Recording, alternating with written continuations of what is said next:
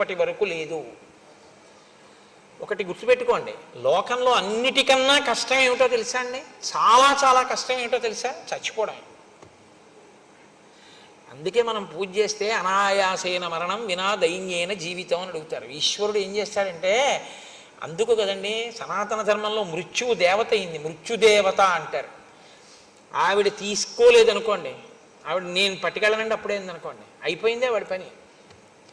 నేను ఒకనకొకప్పుడు కాకినాడలో ఒకసారి ఉపన్యాసం చెప్తుంటే పేరెందుకు చెప్పాలి, ఒకప్పుడు మంచి బలాఢ్యుడై ఉండేటటువంటి వ్యక్తి, నేను ఇంకొక కోణం మాట్లాడకూడదు, ఆయన మీరు ఇక్కడ దాకా వచ్చారని తెలిసింది, ఒక్కసారి మిమ్మల్ని చూస్తానంటున్నారు కోటేశ్వరారు, ఒక్కసారి మా ఇంటికి రండి అని అడిగింది వాళ్ళ ఆవిడే. అడిగితే నేనన్నాను, ఎందుకమ్మా నేను రావడం ఎందుకు, వారం రోజుల నుంచి చెప్తాను కదా, ఆయన రమ్మనండి ఒకసారి ఇక్కడికి వచ్చి వింటారు కదా కాసేపు అన్నాను.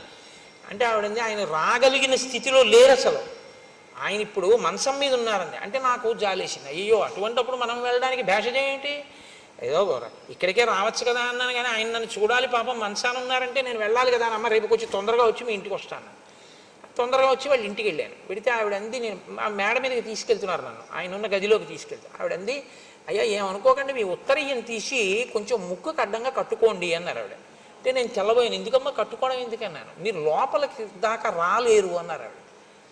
ఇప్పుడు అలా ఎందుకు ఉంటుందా అనుకుని నేను ముక్కుకి ఉత్తరీయం అడ్డు పెట్టుకుని ఆ దగ్గరికి వెడితే ఆయనకి 2 కాళ్ళు చెయ్యి నోరు కూడా పడిపోయి, పడిపోతే దొల్లలేడు, మలమూత్రములు తనవి తాను విసర్జించలేడు, తీయలేడు, ఏదీ పడదు, ఎప్పుడూ అతిసారమే, ప్రాణం పోదు. అసలు నేను గుర్తుపట్టలేకపోయినా ఆయన అస్థిపంజరంలో ఉన్నాడు.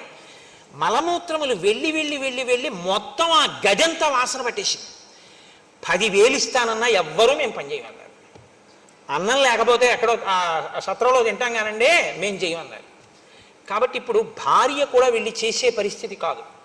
కాబట్టి ఇప్పుడు ఆయన నా వంక ఇలా తల తిప్పి చూసి కనుల కొనుకులలోంచి ఇలా నీళ్లు కారితే నమస్కారం చేద్దామని ఉంది ఆయనకి. పాపం నా మీద ఎక్కడో ప్రేమ మిగిలిపోయింది.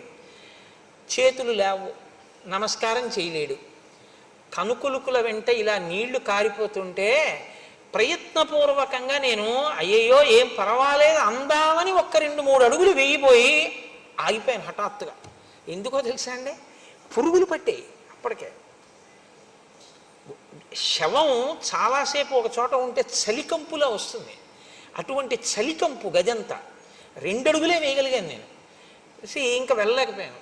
ఏం పర్వాలేదులేండి అందామంటే మరి ఉత్తరీయం కిందకి జారాలి, నేను ఇంకా ఉండలేకపోయాను, వెళ్ళిపోయాను. ఆ తర్వాత 6 నెలలు ఉన్నాడు ఆయన అలాగా. ఈ దేనికి ఉన్నట్టు అంటే బాధ అనుభవించడానికి ఉన్నాడు. అందుకే మన వాళ్ళు మృత్యువుని దేవతని ఎందుకంటారో తెలుసా అండి, ఈ శరీరము జర్జరీభూతం అయిపోతే దీంట్లోంచి సునాయాసంగా ఆవిడ విడిపించేసింది అనుకోండి, అమ్మయ్య అంట. లేకపోతే ఇప్పటికే చాలా ఖర్చు అయిపోయిందండి, ఇప్పుడు మాత్రం ఉండి మాత్రం ఏం చేస్తాడు అని ఇంటికి తీసుకెళ్లరు. ఇప్పుడు ఆయన్ని ఎక్కడ పెడతామంటారు, అన్నదమ్ములు వాటాలు వేసుకుంటారు, వీధరుగు మీద పెడతారు, ఆ గదిలో పెడతారు. పలకరించేవాడు ఉండడు, చూసేవాడు ఉండడు, తను అలా పడి ఉండాలి. అలా తీసుకెడుతుంది కాబట్టే సనాతన ధర్మంలో మృత్యువుకి కూడా దేవతాస్థానం ఇచ్చి గౌరవించారు.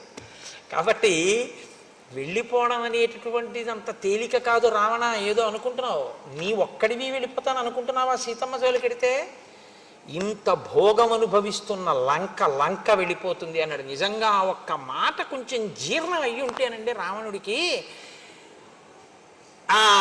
అది ఎలా అన్నాడంతే, ఒకవేళ అది కూడా అయితే అని ఆలోచించి ఉంటే, నా కళ్ళ ముందు ఇంతమంది వెళ్ళిపోయి నేను ఒక్కడే మిగిలిపోతే ఉన్నట్టా ఊడిపోయినట్టా అని ఒక ఆలోచన చేసి ఉంటే బహుశా మార్పు వచ్చి ఉండేదేమో.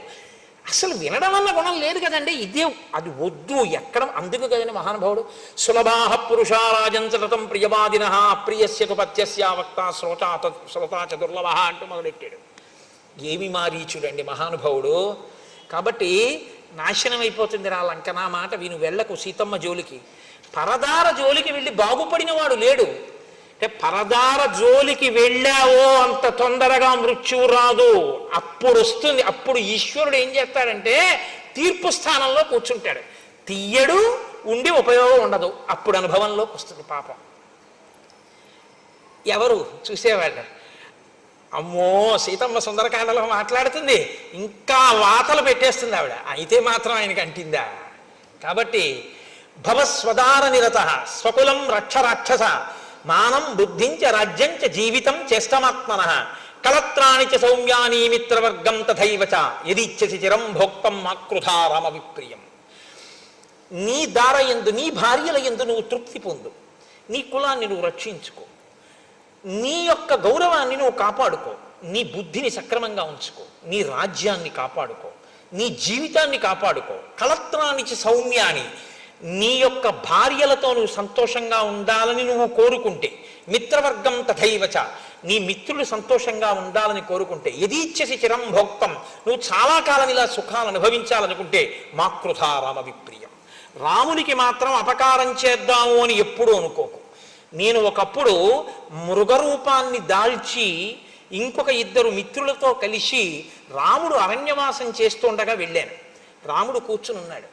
అప్పుడు నేను అనుకున్నాను, ఇప్పుడు తాపసి కందమూలాలు తింటున్నాడు, చాలా కాలమైంది కదా, అప్పుడు మానవాస్త్రం పెట్టి కొట్టాడని గుర్తు తెచ్చుకుని ఒక క్రూర మృగం రూపంలో ఉన్నాను కాబట్టి ఇప్పుడు నన్ను ఏం చెయ్యగలడని రాముడి మీదకి పరిగెత్తాను.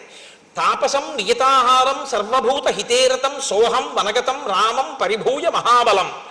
ఆయన బలాన్ని తిరస్కరించి ఆయన మీదకి మృగరూపంలో పరిగెత్తాను.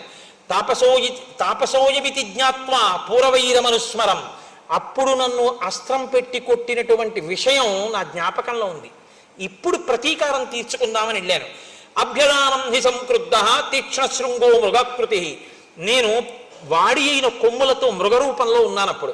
జింఘాసుర కృత ప్రజ్ఞ తం ప్రహారమనుస్మరన్, పూర్వపు దెబ్బ స్మరించి ఇప్పుడు రాముణ్ణి చంపుదామని వెళ్ళాను. ఆయన ఏం చేశాడంటే వాడి అయినటువంటి బాణములను ఎక్కుపెట్టి ప్రయోగించాడు. నాతో వచ్చినటువంటి వాళ్ళు అక్కడే ఆ బాణపు దెబ్బ గుండెల్ని చీల్చి చంపేసింది. నేను అటు ఇటు తిరిగి ఆ బాణపు దెబ్బ తప్పుకుని పారిపోయించాను. బాణం నాకు తగలలేదు, కానీ ఇహ ప్రవ్రాజితో యుక్త తాపసోహం సమాహిత, ఆ రోజు పారిపోయి వచ్చిన వాడిని అప్పటి నుంచి ఓ పర్ణశాల కట్టుకుని తపస్సు చేయడం మొదలెట్టాను. ఇహ బయటికి వెళ్ళటలేదు. ఎందుకు వెళ్ళటలేదంటావేమో, వృక్షే వృక్షే చ పశ్యామి చీర కృష్ణాజినంబరం గృహీత ధనుషం రామం పాశహస్తం ఇవాంతకం. నేను ఎక్కడికన్నా బయటికి వెళ్ళాననుకో, వృక్షే వృక్షే చ పశ్యామి చీర కృష్ణాజినంబరం, ఇలా తలెత్తి చూస్తే ఏ చెట్టు మీద ఏ కొమ్మ మీద చూసినా సరే నారచీర కట్టుకుని చేతిలో ధనస్సు పట్టుకుని రాముడు కనబడుతూ ఉంటాడు. ఎన్ని చోట్లని పరిగెత్తను, ఎక్కడికి పరిగెత్తినా రాముడే కనబడుతూ ఉంటాడు.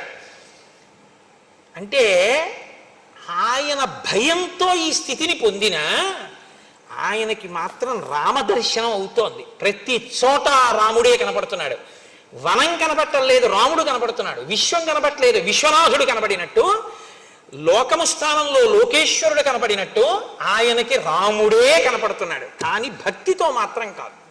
కాబట్టి ఇహ నాకు వృక్షే వృక్షే చ పశ్యామి చీర కృష్ణాజినాంబరం గృహీత ధనుషం రామం పాశహస్తమివాంతకం. పైగా ఎలా కనపడుతున్నాడో తెలుసా, చేతిలో యమపాశం పట్టుకున్నటువంటి యమధర్మరాజు గారు ఎలా ఉంటాడో అలా కనపడుతున్నాడు. అంటే ఎప్పుడు కనపడ్డా రాముడు ప్రసన్నమూర్తిగా మాత్రం కనపడలేదు, క్రుద్ధుడై కనపడ్డాడు. ఆయనకి కోపంతో కనపడ్డాడు, రౌద్రంగా కనపడ్డాడు. అంటే ఈయన చాలా భయంతో కూడినటువంటి స్థితిలో ఉన్నాడు తప్ప తక్కువేమి మనకు రాముండొక్కడుండు వరకు అన్న స్థాయిని మాత్రం పొందలేకపోయాడు. అంటే గతం యొక్క అనుభవాలు ఇంకా ఈయన్ని వెంటాడాయి. అపి రామసహస్రాణి భీత పశ్యామి రావణ రామభూతమిదం సర్వం అరణ్యం ప్రతిభాతిమే. నాకు అపి రామ సహస్రాణి, సహస్రాణి అంటే 1000 అని కాదు, అనంతం. నాకు ఎక్కడ చూసినా రాముడే. ఆ రాముడిని చూసి భీత పశ్యామి రావణ, నాకు భయం వేసేస్తుంది. రామభూతమిదం సర్వం అరణ్యం ప్రతిభాతిమే, అరణ్యమంతా రాముడే, కొమ్మలు రాముడు. అదేంటి ఏదో సర్వం రామమయం అంటారు చూసారా, అసలు అలా కనపడింది మారీచుడికొక్కడికే. రామభూతమిదం సర్వం అరణ్యం ప్రతిభాతిమే, నాకు ఈ అరణ్యమంతా రాముడై ప్రకాశిస్తోంది. నాకు ఇంకా చెట్లు, కొండలు, గుట్టలు, ఏర్లు, సెలయేర్లు, నదులు, నదములు ఇవేం నాకు కనపడవు, నాకు అన్ని రాముడే. కాబట్టి నాకు భయం. ఇది ఎక్కడి వరకు పోయిందో తెలుసా, పడుకుందామంటే దృష్ట్వా స్వప్నగతం రామం, కల వస్తే రాముడు వస్తాడు. కల దాటితే కదా సుషుప్తి. జాగ్రత్త నుంచి స్వప్నావస్థ, స్వప్నావస్థ నుంచి సుషుప్తి. అసలు నిద్రపోదామంటే రాముడే. అందుకని నేను నిద్రపోయి చాలా కాలం అయింది. పోనీ జాగృతిలో ఉంటే రాముడే. కాబట్టి ఇప్పుడు నేను రాముడి నుంచి తప్పించుకోగలిగిన స్థితిలో లేను. నేను ఎప్పుడూ రాముడు అలా చూస్తుంటాడు, నాకు అటువంటి రాముడు కనపడుతూ ఉంటాడు. నేను అలాగే భయం భయంగా ఒక చోట నక్కి ఉంటాను. నాకు ఎంత భయం పట్టేసిందో తెలుసా రాముడంటే. రావణ రకారాదీని నామాని రామత్రస్తస్య రావణ రత్నాని చరధాశ్చీమాత్రా సంసంజనయంతిమే. నా దగ్గరికి ఎవరైనా వచ్చి రాతో మొదలెట్టినటువంటి అక్షరంతో ప్రారంభమైన పదాన్ని పలకబోయి రత్నం అందామని అన్నారనుకో, నేను పారిపోతాను. రామ అంటాడేమో తర్వాత. రత్నాని చ రథాశ్చైవ, రథం అందామని రా అన్నాడు అనుకోండి, నేను పారిపోతాను. ఎందుకంటే తర్వాత మా అంటాడేమో అని భయం. నాకు రా అని వినపడితే పారిపోతున్నాను. నాకంత భయం పట్టేసిందయా. నాకు రామ అంటే భయం, రాముడే నాకు కనపడుతూ ఉంటాడు. నాకు ఇంకేం కనపట్టలేదు వచ్చిన బాధ. నాకు చెట్లు పుట్టలు ఏం లేవు, అన్ని రాముడే. అది ఎలా పాశహస్తమివాంతకం, చంపేసేటటువంటి యముడిలో కనపడుతూ ఉంటాడు నాకు. కాబట్టి అయినా నేను తెలియక అడుగుతాను, రావణ మీ చెల్లెలు ముక్కు చెవులు కోసేశారు, ఖరదూషణాదుల్ని చంపేశాడు, ఉత్తిని చంపేశాడని చెప్పావు కదా, ఏ పని లేకుండా చంపేశాడన్నా నేను చెప్పనా యథార్థం ఏమిటో? ఇది శూర్పణకాహేతో జనస్థానగతకర అతివృత్తో హతపూర్వం రామేణ కృష్ణకర్మణ అత్ర బ్రూహి యథాతత్వం కో రామస్య వ్యతిక్రమ. ఈ ఖరదూషణాదులనేటటువంటి వాళ్ళు మర్యాదని మరిచిపోయి రామచంద్రమూర్తికి ఇంతమందిని కలిసి యుద్ధానికి వెడితే రాముడు 14,000 మందిని యుద్ధంలో తెగటార్చాడు.